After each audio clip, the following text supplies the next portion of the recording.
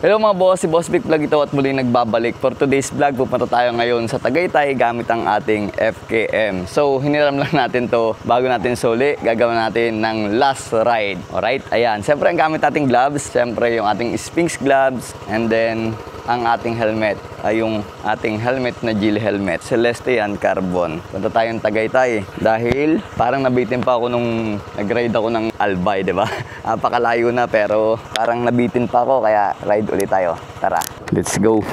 Ang sarap kasing gamitin ito. Sa shock pa lang talagang komportable ako sa ride. Performance okay, yung panel napakaganda, di ba? Bago natin sulitin natin. Let's go, tara. Alright, dito tayo dumaan sa Daang Hari. Dahil dito sa Daang Hari ay papuntang Tagaytay, napakaganda ng ambience na daanan. Diba? Ikaw ba naman ang makakita sa baybayin ng mga magagandang bahay, oh? Katarungan Village. Tapos ito, Portofino. San ka pa? Gagawin mong inspirasyon yan para magkaroon ka ng magandang bahay. Tapos, habang nasa biyahe ka, makaka-encounter ka ng mga ganitong kalsada. Napakaganda ng tanim na puno.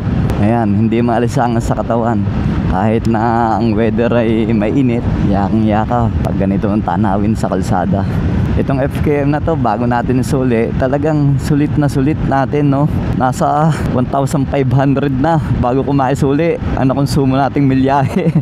Kasi nung pabikol pa lang, no, sa Albay, nasa 1,150 na yung aking nakonsumo kasama na yung pag-ikot. Napakasarap naman talagang gamitin itong motor na to, eh. Talagang pag ako bibili ng scooter na brand new, ito yung first option ko na ADB. Dalawang klase kasi ito, isang 180 at saka ito 150. Ito yung ultimate, kumbaga top of the line to ng 450. Kaya mas gusto ko to. Matipid pa sa gas, 40 km per liter ang konsumo nito. Tapos yung lakas, kita nyo naman, hindi tayo basta-basta may iwanan ng sasakyan. Yung top speed dito, mga 110 lang. Okay na sa akin, ang tumakbo ka nga ng 80 eh. Napakaginhawat, mabilis nang makakarating sa paruroonan. What if kung 100 pa?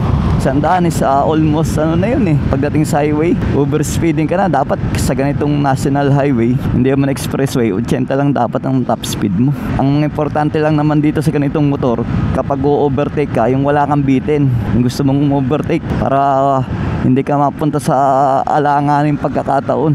For example, ito. Ayun, oh. Pag singit mo, yun na agad. Yun, oh. Diba? Hindi sa pangangamuta yung tinuturo ko, pero yung pagkakataon na kailangan mong i-overtake agad, magagawa mo dahil ang lakas ng makina. Suspension, okay. Oo, ito.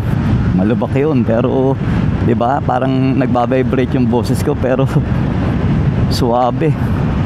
Oh. San ka pa? Pag maluwag, distingin natin yung top speed nito. Alright, ayan.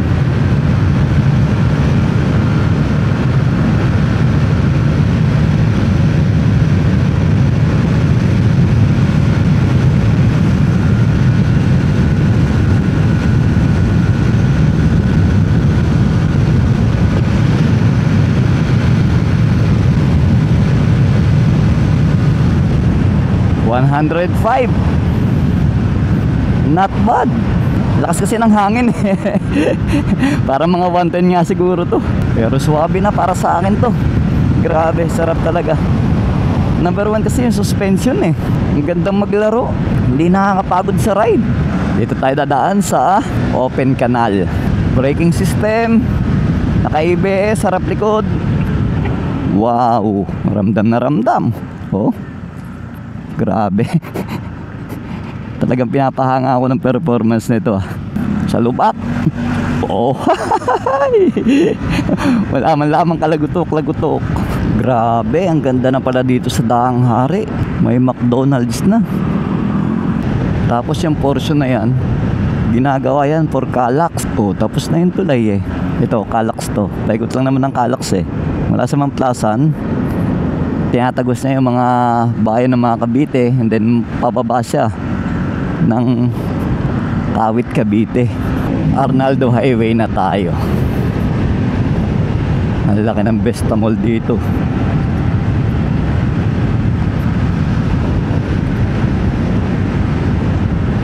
Shortcut kasi itong daan na to. Kung pupunta ka ng Tagaytay, no, parang back road to eh. Kaysa mag-Emilio Aguinaldo ka, may ang stoplight doon, napaka-traffic.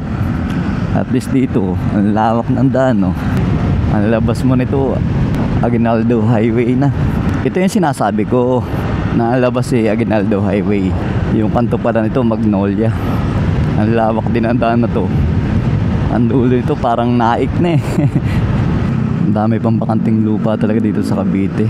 Gandang spot to para bumili ka ng bahay at lupa.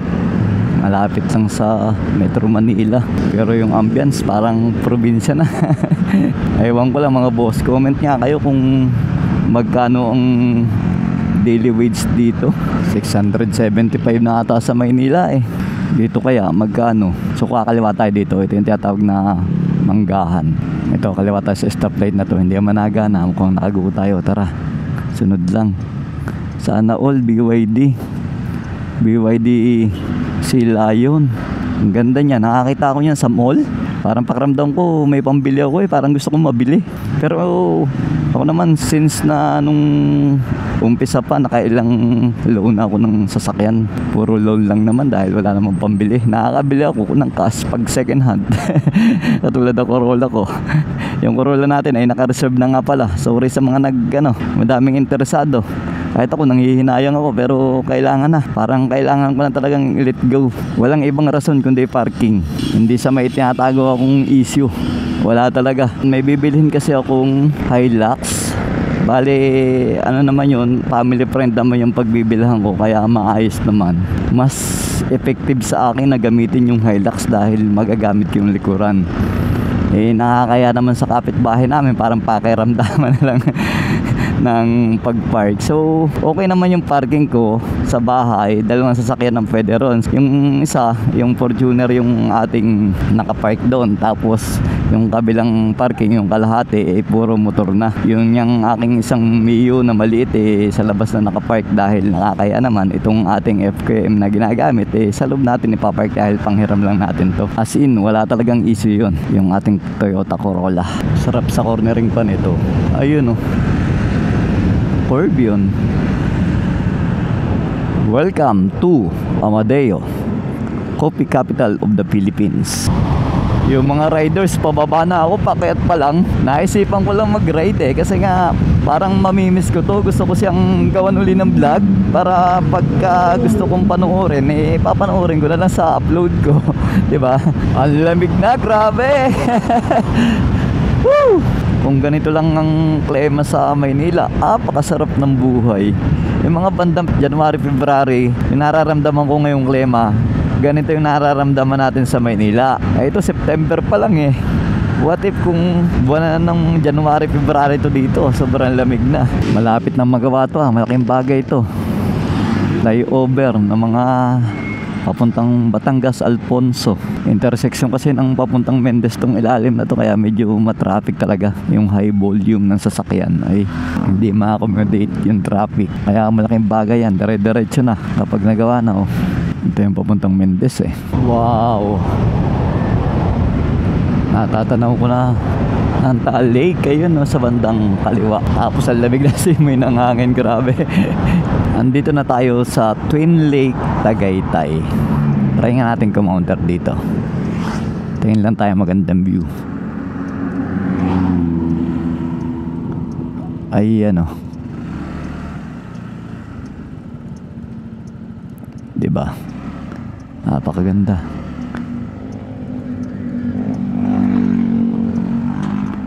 Pwede bang bumaba rito? Try nga natin para makita natin ang magandang view.